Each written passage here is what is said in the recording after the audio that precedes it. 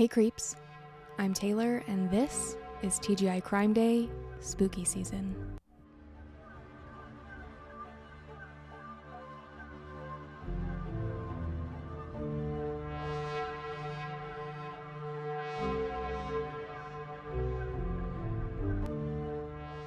Hello and welcome to TGI Crime Day Spooky Season.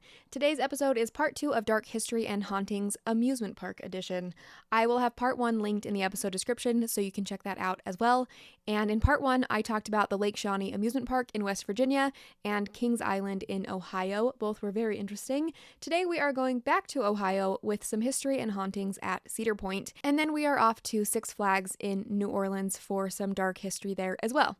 Please keep your hands and feet inside of the haunted school bus, and off we go. Cedar Point is located on a Lake Erie peninsula in Sandusky, Ohio. Originally started in 1870, Cedar Point offered bathhouses, a few beachfront hotels, and dance halls. Over the last 153 years, Cedar Point has expanded to take up 364 acres and is known as one of the best parks for roller coaster lovers in the world. Boasting on-site hotels and 70 attractions, including 18 roller coasters, Cedar Point holds the record for the second most roller coasters, just behind Six Flags Magic Mountain in California. They have 20 roller coasters, so they're close. This beloved amusement park is known as the second longest operating amusement park in North America. It has broken many records and held many titles over the last century and a half, including becoming the first theme park with 5 roller coasters with points over 200 feet tall, and it was given a Golden Ticket Award for the best amusement park in the world for 16 consecutive years from 1997 to 2013. A whopping 3.4 million people visit this park every year, and a few of the buildings on the property have been added to the National Register of Historic Places. The very first roller coaster built at Cedar Point was called the Switchback Railway. It was built in 1891 and had a 25-foot tall hill and reached speeds of up to 10 miles per hour, which was a thrill at the time. They now have a roller coaster that sends you screaming at 120 miles per hour up to a 420-foot slope to give you an idea of how much things have advanced since the beginning. The oldest roller coaster still in use today is called the Blue Streak, and it was built in 1964. So she's still pretty young. She's still kicking. Of course, statistically speaking, an amusement park open for over 150 years, there are bound to be some issues along the way. There was a ride called Shoot the Rapids that opened in 2010. It was a log flume style water ride that pulls you up a big hill and then you basically go down a waterfall. Apparently there were multiple mechanical issues and the ride wasn't as popular as some of the other water rides, and it closed in 2016. However, that was not before a freak accident happened. Luckily, no one died, but it was really bad and really scary. There were 7 passengers in one of the log flume boats, and as they were going up the first hill, which was 85 feet tall with a 45-degree drop, somehow the boat tipped backwards and the passengers were trapped inside of it because they were wearing seatbelts. If I understand correctly, based on the water rides I've been on, there is a big conveyor belt that pulls the boat up the hill, and then the water obviously takes you down the other side. So somehow as they were going up the one side, the boat tipped over and capsized, and like I said, they all had seatbelts on and were stuck in the boat. People working the ride, security from the park, and other guests luckily jumped in to help these people. No one suffered any major injuries. One person went to the hospital, but they were all totally fine. Thank goodness.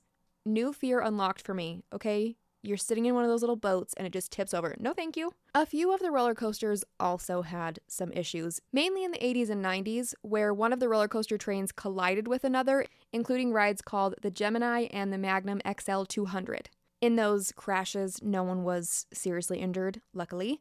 On July 26, 2014, a ride called the Skyhawk had a pretty major malfunction. The Skyhawk is one of those giant metal swings that has 2 arms that basically swing back and forward like a pendulum. At full height, the swing is 125 feet off the ground and can hit 65 miles per hour as you swing back down towards the earth. One of the support cables on the swing snapped, and one of those thick, heavy cables went flying towards the people on the swing. It hit one person on the ride. Everyone was terrified that it was going to hit them and cause serious injuries. Luckily, the girl it hit was okay, and there was one person on the ground that was hit by a wooden fence that the cable slammed into and broke. But other than that, there weren't any serious injuries. The workers immediately cut power to the ride to try to stop it, but with the cable disconnected, it just kept swinging and swinging and swinging until gravity stopped it while the cable flipped around in the wind and smacked into fences and humans. And yikes, what do? There's not a way to stop it. So awful. An official statement from the park said that the cable did not snap, that it just came loose, as if that makes it any better. Yikes-a-bikes. One ride that avoided a major accident, in my opinion, was called the Vertigo. This was a slingshot type ride, and it was only open for a couple of years. Imagine 3 tall towers in a triangle with a triangle-shaped ride carriage in the middle. The carriage was attached with steel cables to each of the towers, and that would launch 300 feet into the air at 50 miles per hour. I have never been on a slingshot ride. I refuse. I don't think I will ever do it, especially after hearing this. So one day, in January of 2002, one of the 265-foot towers just collapsed. It was winter, so the park was closed for the season. No one was around. No one was injured. But at about 65 feet up on the tower, something in the structure broke and sent a 200-foot portion of the tower crashing to the ground. It was later determined that this happened because the ride vehicle had been removed, and that helped to stabilize the towers and kept it from swaying more than its 8-foot sway allowance. That seems sketchy AF to me. That ride was removed a couple of months later. I can't imagine that anyone would ever go near that ride again knowing that one of the towers just collapsed out of nowhere. Like, what caused it to collapse? And what if it had been running? I don't like it. For the most part, Kings Island has a pretty good record of keeping people safe. Any accidents that have happened have been very small in comparison, but there were 2 really major accidents that took place in the last few years at Cedar Point. On August 13th, 2015, a 45-year-old man named James Young lost his wallet and phone while he was riding a roller coaster called the Raptor.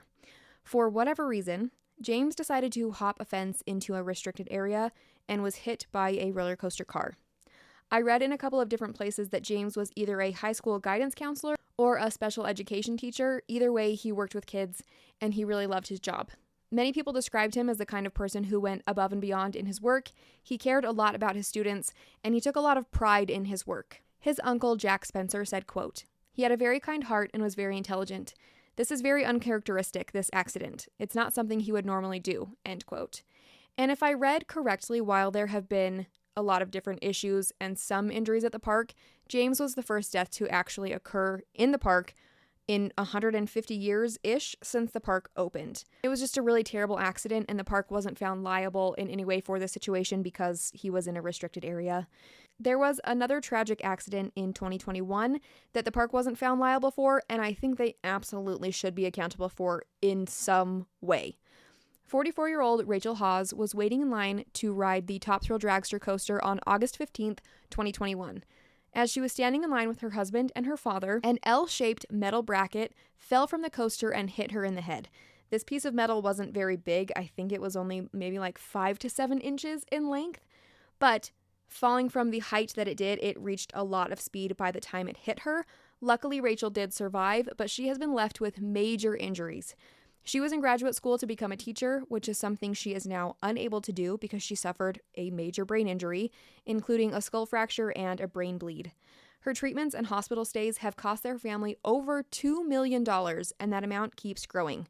Her family is suing the park for damages, and they absolutely should. And the park absolutely should at least pay them the cost of the medical bills. But apparently, a state investigation concluded in 2022 found the park not liable, according to the Associated Press, because there was no evidence that Cedar Point acted illegally or had reason to believe the ride was unsafe.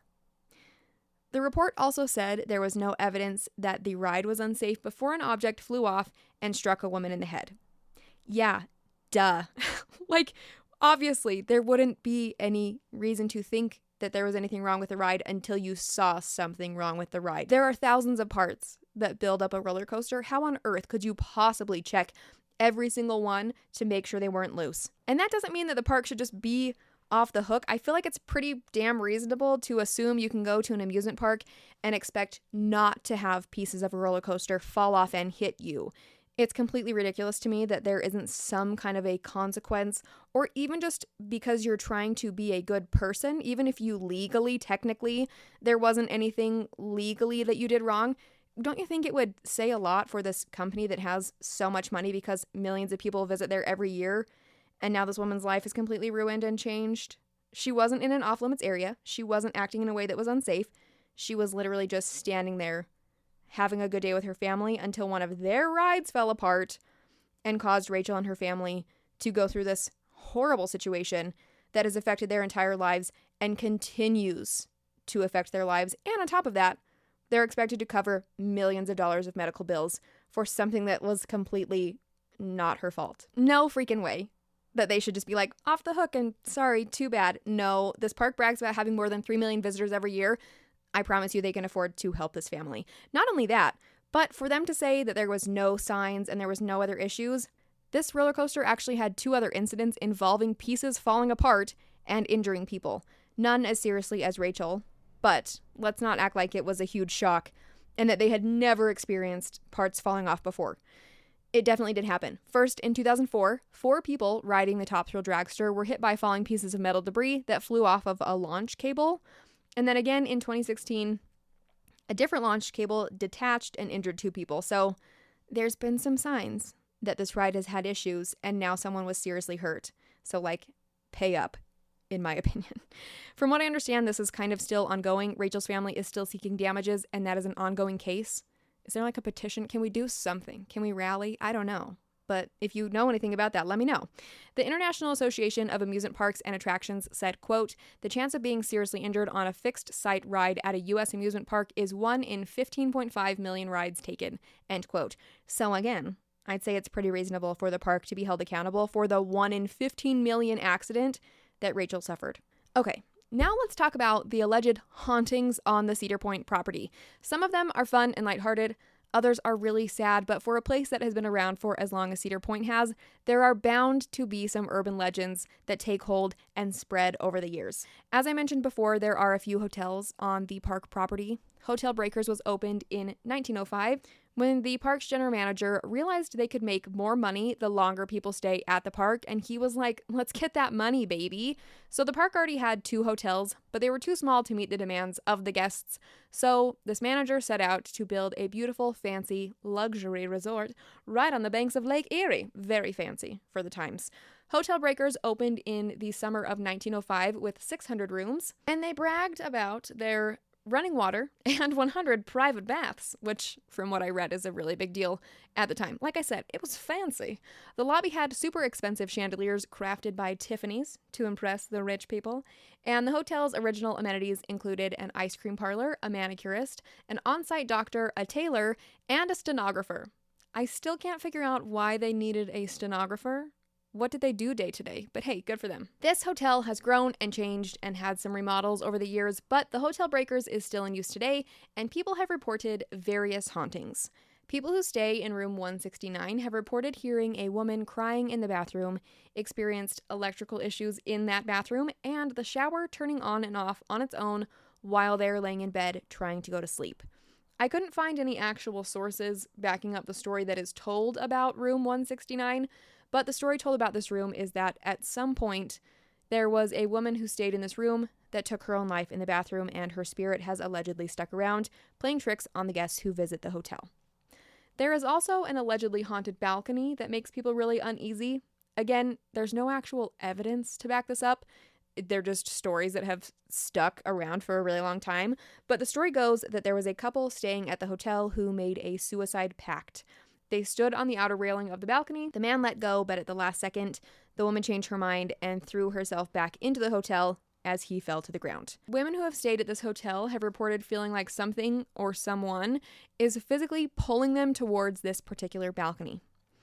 At Hotel Breakers, there is a ballroom that has hosted many fabulous parties over the years. Employees have heard music and laughter coming from inside of the ballroom, but when they open the doors, no one is there. There have also been reports of seeing ghostly apparitions dressed in 20s-style party outfits who walk towards the ballroom, but then they just disappear. It's giving The Shining, and I kind of love it. Hotel Breakers also has a TGI Fridays restaurant that people have seen misty apparitions floating through. Listen, the spirits have got to go get those half-priced appies and head over to the dance hall for their party, okay? I respect it. And then the last fun and spooky story I want to tell you about Cedar Point has to do with one of their carousels. This is probably the most well-known haunting and one of the most historic places at the park. I love this carousel. Well, from what I've seen of pictures of it anyways. The Midway Carousel is the oldest ride still in use and was built in 1912 by a man named Daniel Mueller. Honestly, if there was some way for me to do an entire episode about Daniel Mueller, I would, but he is neither spooky nor a murderer, just a very interesting human, so since this isn't a history channel, I will keep it brief. Daniel Mueller was a world-renowned woodcarver, and he eventually specialized in carving carousel horses. He and his brother Alfred made several carousels together. They were insanely talented. If you're not watching on YouTube, do a little Google about the Alfred brothers. They were very cool people. So for a theme park to have a Daniel Mueller carousel is a pretty big deal. There's your little fun fact. Next time you go to a theme park, be like, well, this carousel is nice, but it's not a Daniel Mueller. And then your friends will think you're really smart when you tell them about our boy Danny and his carousel horses. Or they'll think you're a nerd, in which case you need new friends. Anyways, the Midway Carousel at Cedar Point is the first thing that guests see at the park, and it was put on the National Register of Historical Places in 1982. It is a beautiful carousel, and Daniel Mueller put a ton of work and love into creating very realistic-looking horses. One in particular stands out. People have said that Daniel Mueller had a fascination with Civil War military horses, and he used their, I don't know what to call them besides uniforms, you know, their fancy saddles with the ribbons and stuff. So Daniel carved this stunning military horse for the carousel, and the legend goes that his wife loved this horse so much that she would frequently visit Cedar Point to go see her beloved wooden horse. And maybe she continued that tradition even after her death. People often saw a misty apparition of a woman on or near this carousel for years. Until, that is, the military-style horse was moved to a museum display in the park's frontier town to preserve it, and then they stopped seeing this apparition. I'm a little sad that they took away her favorite horse, but I hope that she still rides the carousel, or at least stops by the park to check on her favorite carousel horse in the museum. Alright kids, back in the haunted school bus, and let's go to Six Flags New Orleans. Like I mentioned in part 1, I think that some places are haunted by actual spirits, and other places are haunted by history, and Six Flags New Orleans is on many lists of quote-unquote haunted amusement parks, but this is a place that is definitely haunted by tragedy and history. Six Flags New Orleans was originally named Jazzland when it opened in 2000. Jazzland went bankrupt pretty quickly, and Six Flags took over the park in 2002 when they signed a 75-year lease contract with the city of New Orleans. Six Flags invested over $20 million to revamp and upgrade the park, and then they reopened it in 2003. They kept some of the fun New Orleans-themed areas, including Mardi Gras and Cajun Country, and then they added a DC superhero area with rides like the inverted Batman roller coaster. By the time the park was hit by Hurricane Katrina in 2005, Six Flags had invested about $44 million into renovations, and were still planning to add on and expand the park. On August 25th, 2005, Hurricane Katrina wreaked havoc on southeast Louisiana. Countless lives were forever changed when the hurricane touched down, and I know that there are still areas being rebuilt almost 20 years later. Hurricane Katrina was an absolutely devastating event, and so heartbreaking I can't even imagine. Over 80% of New Orleans experienced flooding. Obviously, that included Six Flags. The park was hit with rain and seawater, and the drainage system at the park could not keep up with the amount of water being dumped. The park was submerged in 6 feet of water that took over a month to drain. So basically, for an entire month, the park sat in 4 to 7 feet of corrosive water that damaged most of the rides beyond repair. The Batman roller coaster was mostly okay because it was so tall and kind of built on a platform situation, but most of the rides were completely ruined from the wind and saltwater immersion. From 2006 until this year, 2023, the park remained abandoned, continuing to rot and fall apart. Some people broke in and vandalized the already damaged park, while others snuck in to explore this strange and intriguing waterlogged rides. There is something about an abandoned amusement park that is fascinating and terrifying at the same time. There are some roller coaster carts still covered in water. There are some in fields that were thrown from the hurricane winds. A lot of them are growing fuzzy moss, and smaller rides are covered in mud and overgrown weeds. It is the perfect spooky atmosphere. You can find all kinds of photos from the park that are beautiful and tragic and fascinating, and many people have snuck into the park to explore, but whatever got them there, of course, spooky stories and urban legends have been born. Six Flags New Orleans is the world's largest abandoned theme park. The most common haunted happenings include lights on the attractions flickering, or sounds like rides are starting up, which is impossible because there is no electricity going to the park anymore, and there hasn't been for years. Many explorers said that as you walk through the ghost town of a park, you have that feeling of being watched. There is a documentary called Closed for Storm that was made by Jake Williams. He has a YouTube channel where he explores all kinds of abandoned places. It's really fascinating. He was given permission to visit Six Flags New Orleans and was captivated by the story there. He was inspired to make a full documentary about the park. I watched some of it. It's on Amazon Prime, and I highly recommend it. After visiting the park, Jake said, quote, "Everywhere you go, you just imagine thousands of people at one time having fun, juxtaposed to the current reality of how this theme park looks," end quote. Six Flags officially closed the park for good in 2006, and over the last 17 years, there have been many different attempts at remodeling the area and getting a plan going to tear down the abandoned park and build something new. Six Flags New Orleans is one of the last big locations that holds on to Hurricane Katrina, and many people are ready to see this place turned back into a place of fun and excitement instead of a monument for the hurricane. Like I said, a lot of proposals have been made, but have been shut down, including the option of turning the area into a power plant. Boring. I'm glad they turned that one down. Or an outlet mall, which is also boring, but not as bad as a power plant, okay? A couple of companies tried to turn it back into a working amusement park, but found the damage was too great and not worth pursuing. For many years, it was used as a filming location. The park is featured in Percy Jackson, Sea of Monsters, great movie, Rise of the Planet of the Apes, and Jurassic World, among a handful of other movies, which I think is a really cool use of this area. The most recent article I saw about the plans for the park was from August of 2023, where official plans have been set for a new development called Bayou Phoenix. The plan is for an indoor and outdoor water park, hotel, family entertainment center, a film studio, and stores and restaurants. I think kind of like a smaller version of Universal Studios, it sounds like. We will see if that actually happens. Like I said, there have been so many plans that have gone back and forth and have been shut down. Who knows how much longer this area is going to stay the way that it is. But if they complete the project, I wonder if there will be any kind of spooky vibes left behind. If you have visited either of the parks that I mentioned in today's episode, or if you have ever gone to a haunted or abandoned amusement park, please tell me everything. You can send me an email to tgicrimeday@gmail.com. I would love to hear your stories and share them in a future episode, so please send them over. And don't forget to subscribe on YouTube or wherever you get your audio podcasts. Until next time, stay safe, stay spooky, and I will talk to you soon. Bye.